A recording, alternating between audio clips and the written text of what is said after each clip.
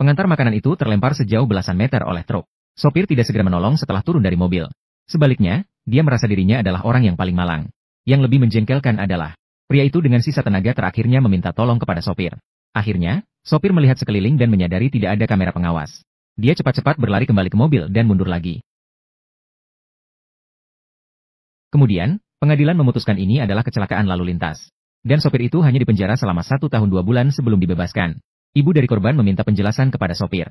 Sopir tidak hanya bersikap angkuh dan kasar. Dia bahkan mendorong orang tua itu hingga jatuh ke tanah. Namun sopir itu tidak tahu.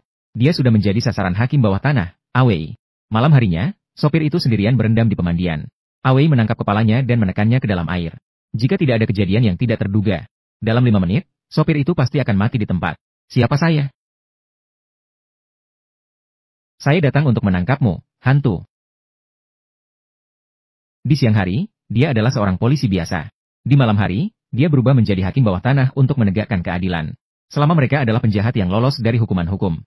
Akhirnya, mereka semua akan mati di tangannya. Misalnya, orang gemuk berjanggut ini. Dia membunuh ibunya di depan mata anak laki-laki itu. Kemudian, dia berpura-pura mengalami gangguan mental dan hanya dijatuhi hukuman 3 tahun. Putusan yang begitu tidak realistis. Menanam benih balas dendam di hati anak laki-laki itu. 12 tahun kemudian, anak laki-laki itu berhasil menjadi polisi melalui kerja keras. Namun, orang gemuk itu tidak menyesal dan terus berbuat jahat. Hanya karena hal-hal sepele.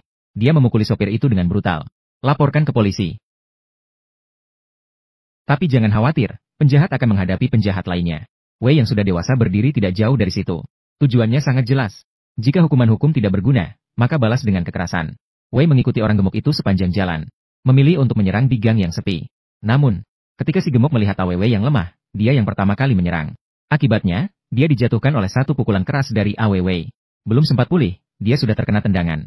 Tendangan ini bisa melancarkan aliran darah setelah 20 tahun stroke. Si gemuk bangkit dan mengeluarkan sabuk jari dari saku. Lalu dia melancarkan serangan balik. Namun, dia tetap tidak bisa mengalahkan pukulan keras Awei. Kamu tidak bisa hidup seperti ini. Keluargaku hancur karena kamu.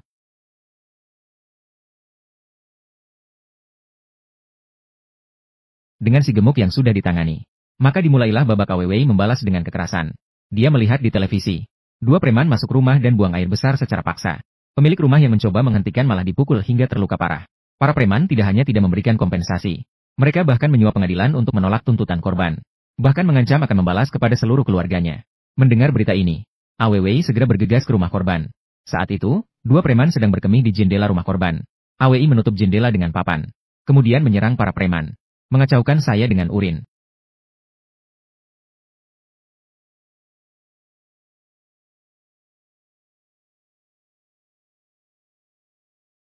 Keesokan harinya, dia melihat berita tentang pelecehan seksual lagi.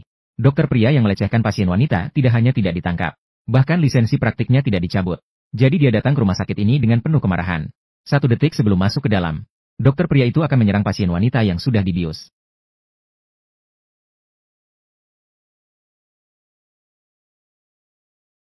Awei menekan pria itu ke meja, kemudian menyuntikkan dosis berlebihan anestesi. Pria itu langsung kehilangan akal dan pingsan di lantai. Jangan pernah jadi dokter.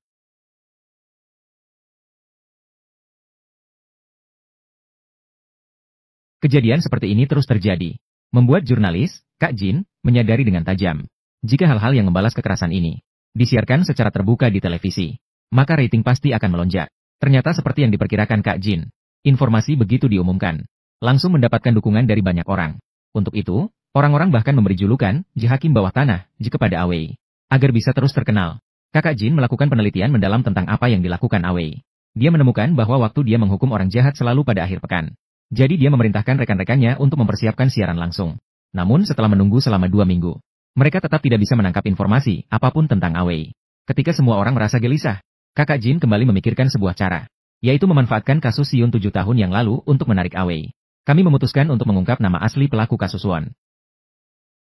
Nama pelaku kejahatan ini adalah, setelah identitas Park Guk-chang terungkap, namun dia sama sekali tidak menyangka. Setelah identitas Park Guk-chang terungkap, dia tidak hanya tidak menunggu Awei, tetapi malah membawa bahaya lagi bagi Siun. Park Guk-chang menyamar sebagai pengantar makanan dengan mengenakan helm. Sampai di depan rumah Siun. Akhirnya bertemu dengan polisi yang sedang berpatroli. Polisi melihatnya dengan sikap mencurigakan. Jadi, mereka memintanya untuk membuka kotak makan dan diperiksa. Tak disangka, Park Guk-chang langsung mengeluarkan sebuah pisau. Seperti yang dikatakan, sedikit saja bisa berbahaya. Setiap serangan Park Guk-chang mematikan. Tak lama kemudian, polisi pun kalah. Saat itu, suara pertarungan mereka mengejutkan Xion. Begitu dia membuka pintu, Park Guk-chang menariknya keluar. Xion berteriak minta tolong di depan. Polisi di belakang menarik kaki Park Guk-chang. Dalam kepanikan, Xion berhasil melepaskan diri dan cepat-cepat melarikan diri ke bawah. Namun, saat hampir mencapai lantai 1, dia ditangkap oleh Park Guk-chang yang mengejarnya.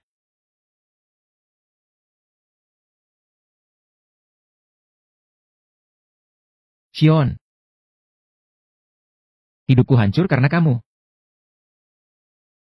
Aku adalah korban sebenarnya. Sekarang semua orang mencemuhku. Aku akan membunuhmu sekarang. Lalu hidup nyaman di penjara selama sisa hidupku. Melihat keadaan, nyawa gadis itu tidak lama lagi. Awei tiba-tiba muncul dan menendang Park Guo-chang. Seharusnya kamu merenungkan ini seumur hidupmu. Apa yang kamu katakan, brengsek?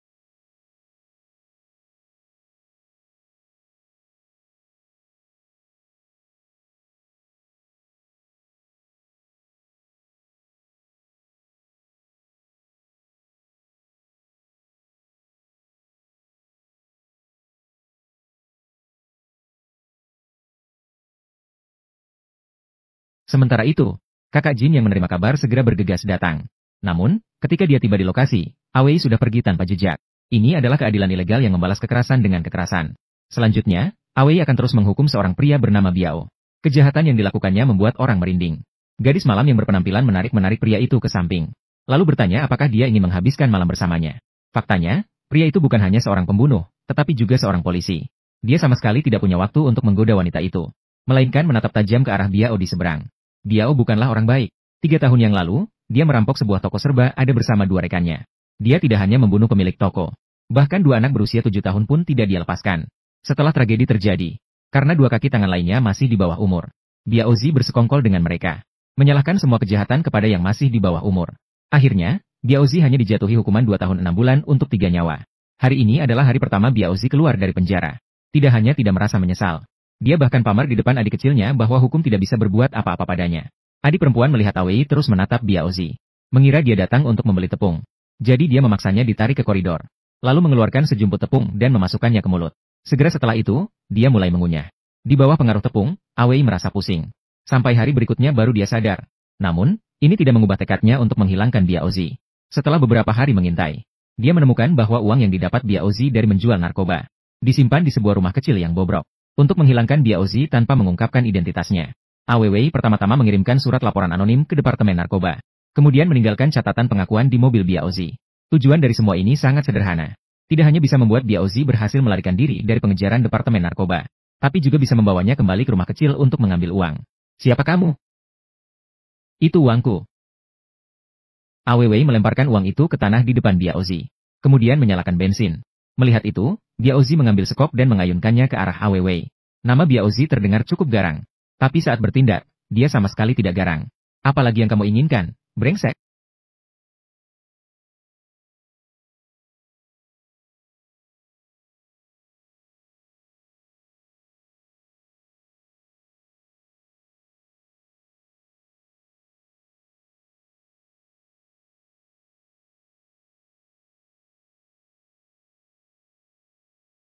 Belum sempat menerima beberapa pukulan, dia sudah pusing. Awei memanfaatkan kesempatan itu untuk mengikat lehernya dengan rantai. Kemudian menggantungnya di rangka pipa.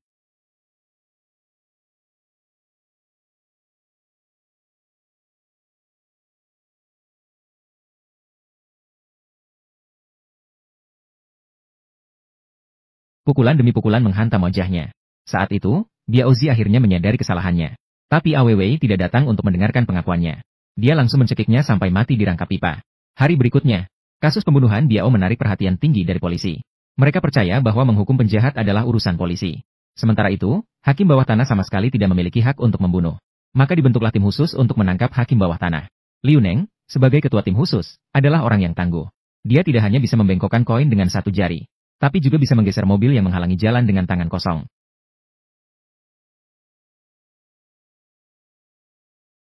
Sepertinya Awei kali ini akan menghadapi tantangan berat. Tertekan oleh tekanan dari atas, Ketua tim khusus Liu Neng bersama anak buahnya melakukan pengejaran besar-besaran. Kemudian ditemukan bahwa orang yang ditangkap bukanlah hakim bawah tanah yang sebenarnya. Di sisi lain, Awei melihat di televisi. Neneknya yang selalu baik padanya sejak kecil ditabrak mobil dan meninggal.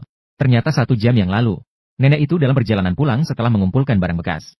Karena menghalangi mobil BMW, pemilik mobil yang marah langsung menabraknya.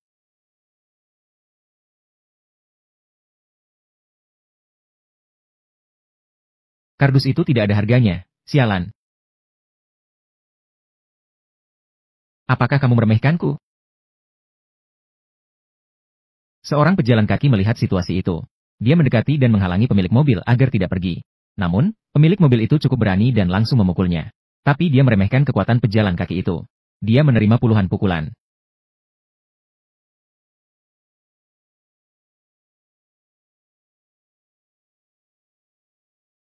Setelah polisi tiba di lokasi, mereka membawa pemilik mobil ke mobil polisi.